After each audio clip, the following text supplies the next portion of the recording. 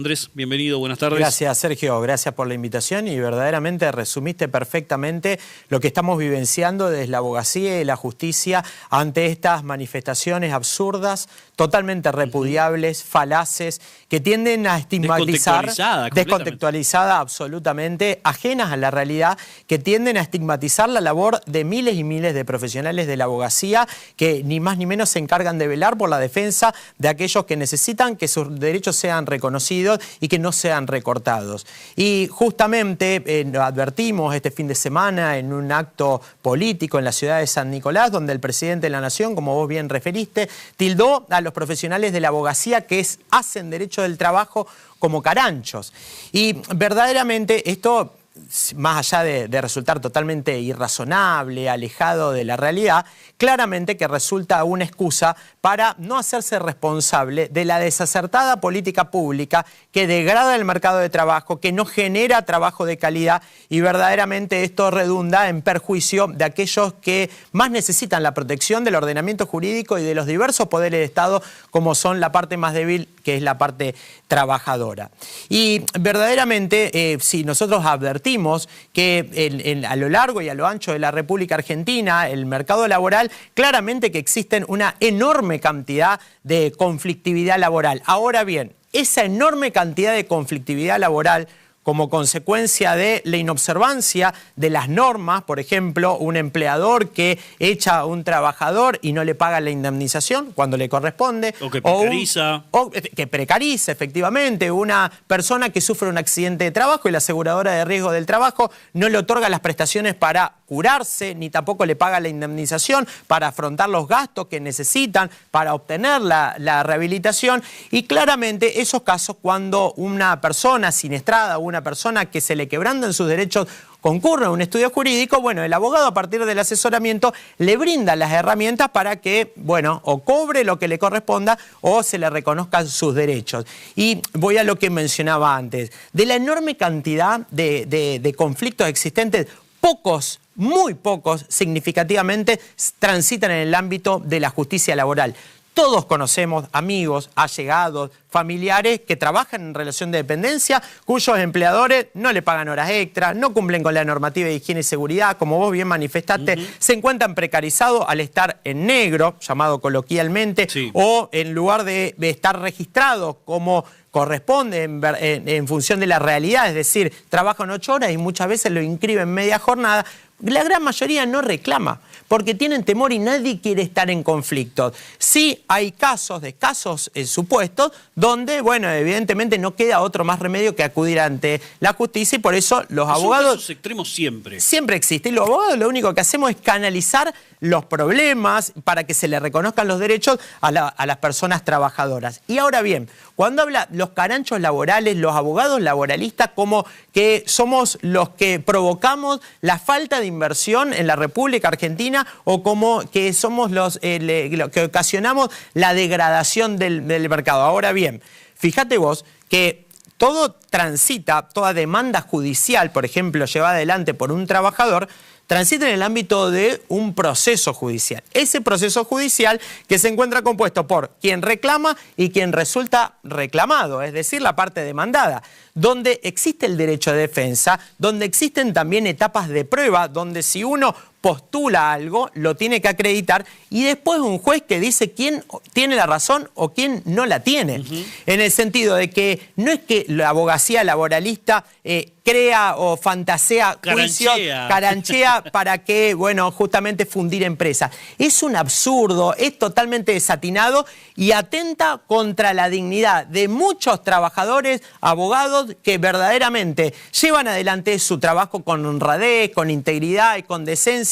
Y estos dichos de Milei, en lugar de realmente de vigorizar las instituciones, degradan el sistema republicano. Aparte, lo que vos decís, Andrés, tiene que ver también con parte de crear políticas públicas desde la presidencia para, bueno, justamente que fábricas, industrias, puestos mayores o menores tengan las circunstancias para crear puestos laborales. Pero totalmente, obvio. Y fíjate lo que pasó, Sergio, vos lo decís.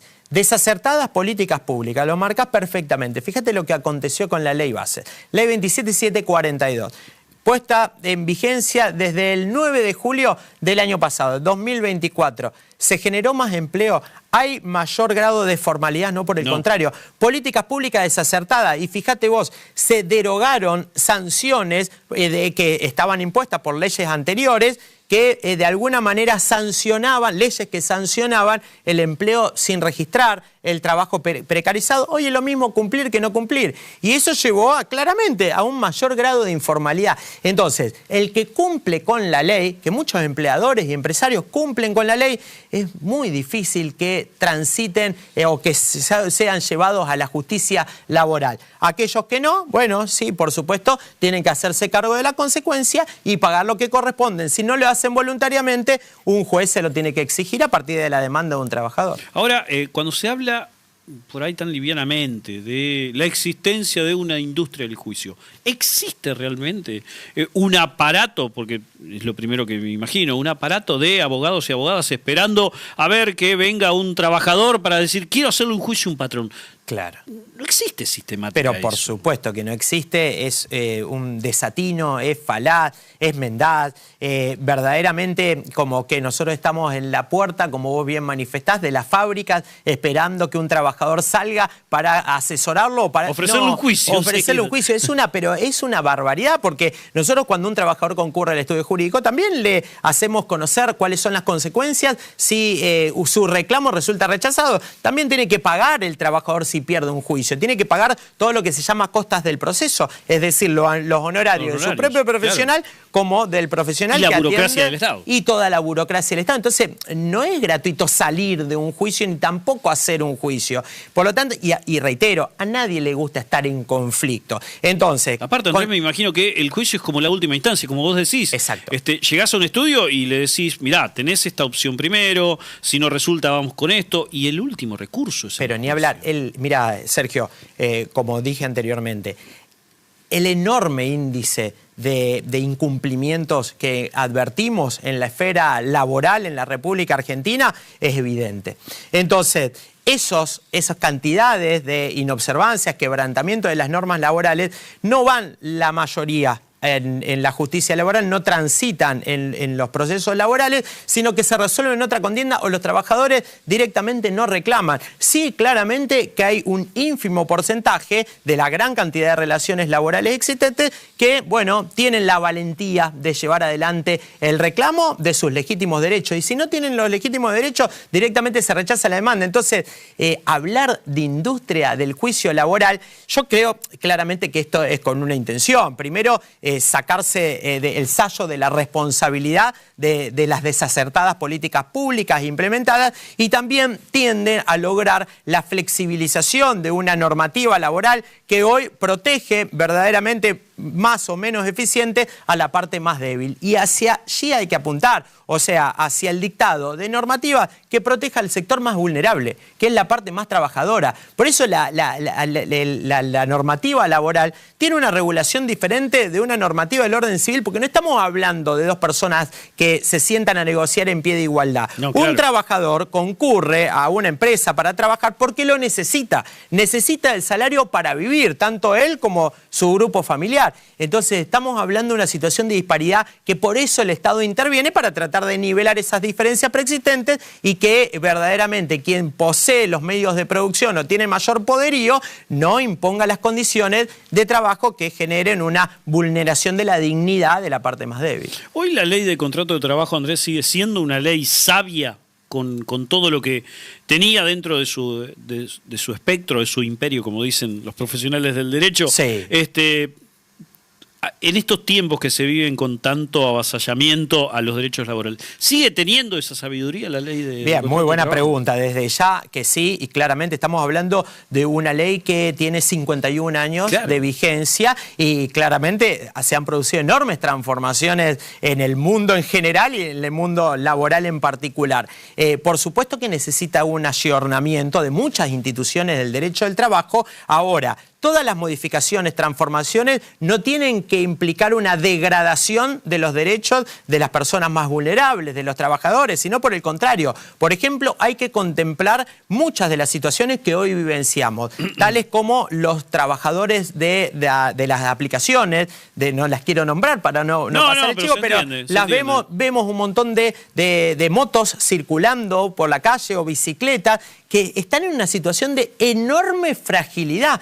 Pueden sufrir accidente de tránsito y no sabemos quién los cubre. Si los cubre la aplicación o los cubre quien fuera. No se sabe porque hoy el ordenamiento jurídico no contempla esta situación que cada vez tiende a proliferar más. O sea, cada día encontramos más trabajadores que hacen de Uber, de pedido ya, de un montón de aplicaciones. Entonces, la mira tiene que estar puesta a estas nuevas situaciones y claramente toda la normativa laboral o la gran parte de la normativa laboral debe ayornarse a los tiempos actuales, siempre cuidando de no vulnerar, reitero, a la parte más débil que son los trabajadores. ¿Hubo pronunciamientos aparte del Colegio de Abogados de Santa Fe? Mirá, advertimos que el Colegio Público de la Abogacía de la Capital Federal se expidió en similares términos a nuestra entidad y también la Caja de Jubilaciones de Abogados y Procuradores de la provincia de Buenos Aires hizo lo propio, pero no tengo mayor conocimiento que otras entidades se hayan pronunciado en el mismo sentido que nosotros. Andrés, te cambio de tema, no te quiero dejar ir antes del final. Desde el Colegio de Abogados, ¿qué han sacado en limpio de la reforma constitucional? Mira, algunos aspectos que entendemos en general positivos en orden a lo que nosotros marcamos cuando fuimos convocados por la Comisión de Justicia de la Convención Constituyente sobre la necesidad de bregar por la independencia del Poder Judicial y que los órganos de selección de los magistrados, fiscales y defensores sea un órgano plural, transparente y extrapoder. Lamentablemente extrapoder no lo logramos porque sigue dependiendo del Poder Ejecutivo, pero sí se logró erigir un Consejo de la Magistratura constituido por los distintos estamentos vinculados con el quehacer judicial y también con la representación política, donde a través de concursos públicos de antecedentes y oposición se elijan a aquellos candidatos que sacaron las mejores notas y que se consideran más idóneos para tal cargo, para el cargo de juez, fiscal o defensor. Eso entendemos que resulta positivo. Y por otro lado, también la gestación en nuestra Carta Magna Provincial del Ministerio Público de la Acusación y el Servicio Público de la Defensa como órganos extrapoder, que eso también de alguna manera viene a vigorizar los órganos de control y una deuda pendiente en la provincia de Santa Fe, que con esto entendemos que van a funcionar de manera correcta, porque nosotros acostumbramos en la República Argentina que los órganos de control no funcionen de manera eficiente. Entonces, para que funcionen de manera eficiente, tienen que ser independientes, deben de actuar con libertad y con valentía. Creemos que esto es un paso adelante. Y después, lo que estuvimos conversando también en la pausa con vos respecto a la edad de los jueces para jubilarse, entendemos propicio, adecuado, el número de 75 años como límite para el ejercicio de una función. Totalmente, que puede estar en óptimas condiciones, pero me parece que hay que dar lugar